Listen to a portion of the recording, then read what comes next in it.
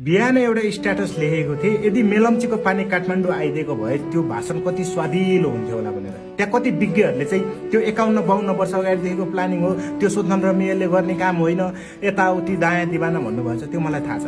तर मैले भनेको किन थाहा छ, काम गर्ने मान्छेलाई बाहना चाहिँदैन। धरानको पानीको मुद्दा पनि त धेरै वर्ष अगाडि देखेको हो नि त। तर धरानको जनतालाई पानी खुवाउँछु भनेर सङ्कल्प गर्नुभयो हर्क साम्पाङले, लिएर आउनुभयो जसोतसो। 6 अर्बको बजेट देखाउनु पर्ने काम गर्नुभएको रहेछ नि त। क्वालिटी नन क्वालिटी गरेर त देखाउनु भयो नि।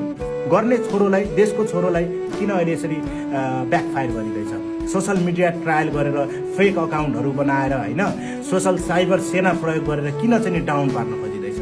गरेको त हो नि त। 6 अर्बको बजेट देखाउनु पर्ने काम पानी त लिएर आउनु भयो नि त। काठमाडौँका जनताले काठमाडौँका फोहोरको मल कुन कुन गाउँमा युज हुँदैछ एकचोटि सोध्नुहोस् होइन। ल त्यो मेयरको अन्तर्गत परेन। स्वतन्त्र मेयरले काठमाडौँमा पानी ल्याउने मेलम्चीको काम स्वतन्त्र मेयरको होइन भने उहाँले बोलेका 10% पुरा भएको कुरा भनिदिनुहोस् मलाई। काठमाडौँको फोहोरलाई मलमा परिणत गर्न सक्छ भन्नुभएको थियो।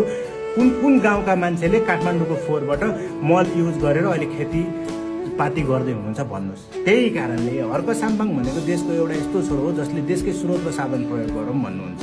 उहाँहरू बजेट र ग्याजेटको कुरा गर्नुहुन्छ, हर्क साम्पाङ भन्नुहुन्छ बजेट कहाँबाट ल्याउने, देशको आय स्रोत छैन। पहिला देशमा आय स्रोत चाहियो नि त, राम्रो बजेटको राम्रो काम हुनलाई त।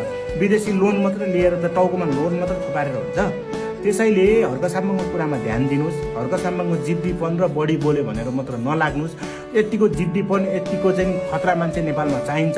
अनि अर्को कुरो, बजेट किन ल्याउन सक्नु भएन भन्ने कुरा गर्नुभएको रहेछ। रित्तो काँक्री बोकेर मन्त्रालय चाहिँ को धाउनु भएको थियो? हर्क साम्पाङको अर्को डमी धाएको थियो कि हर्क साम्पाङ नै धाउनु भएको थियो?